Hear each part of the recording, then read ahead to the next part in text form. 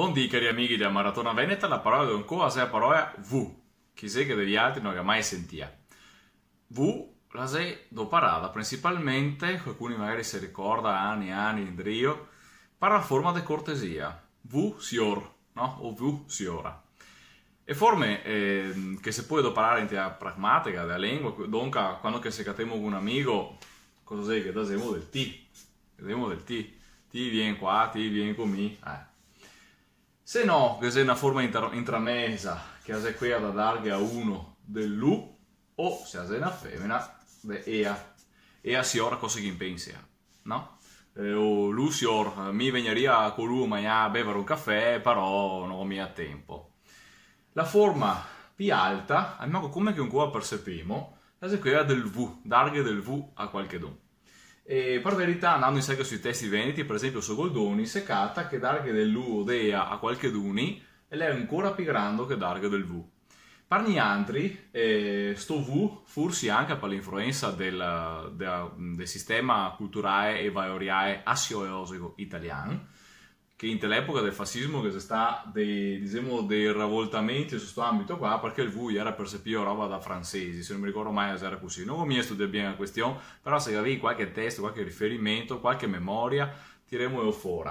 Perché sta quasi una delle robe che non siamo buoni a capire, parlo il plurale perché insomma si lavora in squadra anche su queste robe qua, che insomma non ho mai cattato in giro parlando con persone e lavorando con i miei collaboratori, diciamo, a soluzione a questa questione qua. Sta di fatto che la percezione principale è che V e SIP è una forma di cortesia ancora più grande.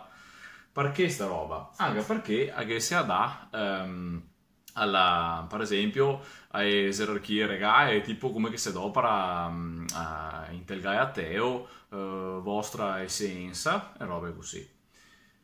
Come che vedi, sto V però in realtà, come anche a st'altri, i pronomi, dunque adoperarli in forma di cortesia, magari col maiuscolo, come che forse è una roba un fia spagnolesante, però così la sera risulta, per la forma di cortesia darghe anche la lettera grande, e però c'è anche un normale pronome personale, che però niente adesso non adoperemo P, o meglio, se sente ancora, se cata tanto sui testi nostri, però principalmente le sta sostituito dalla forma vo altri che va a declinare vo altri o vo altre, no? Mascolino o femminile. Dopo se possibile anche ovviamente vu altri, che evidentemente è questa roba qua, vu altri, e anche vi altri.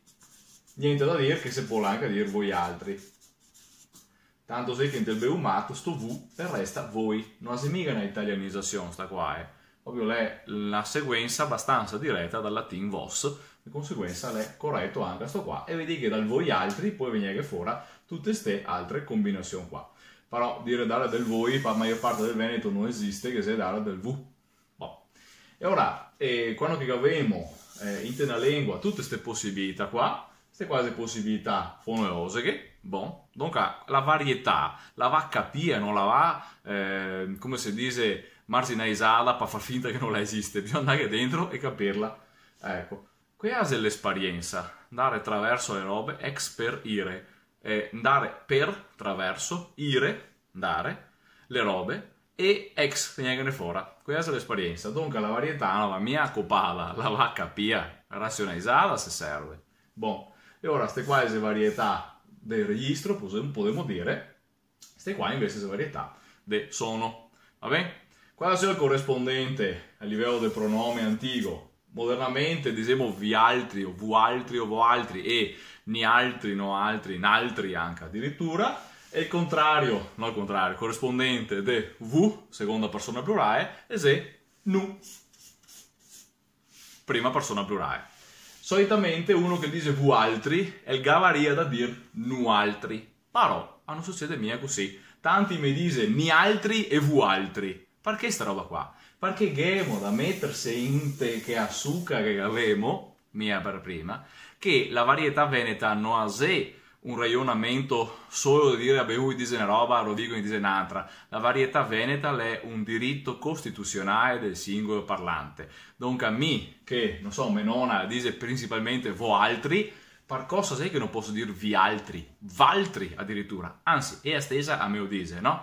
Di conseguenza, queste differenze fonetiche, le ze stae, le ze e le può diventare anche quelle fuori un po' più strambe, le può diventare un diritto del singolo parlante, perché abbiamo da cavarsi la possibilità di assaiare un pomo che ha una scorza un poco più grossa, un gusto un fiapi aspro o un fiapi dolce di quello che ne ha solitamente piantà in casa nostra e i nostri avi. Ma quei vicini magari sopra il fatto che sei un poco più larga ha un gusto un fiato differente. Ma perché non potremmo dopararli tutti? Qual è il problema? Qual è la differenza? C'è un problema di comprensione? Voglio dire che uno che dice voi altri non capisce quello che dice voi altri? No.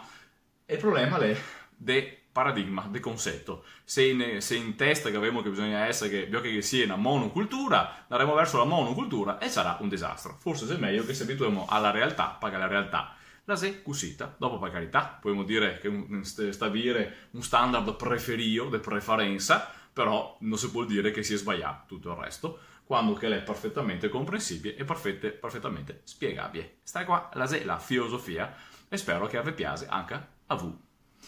Se vedremo dunque domani con la nostra maratona veneta che abbiamo fatto l'episodio 58 e buon Venere e se vedremo domani. Ciao ciao!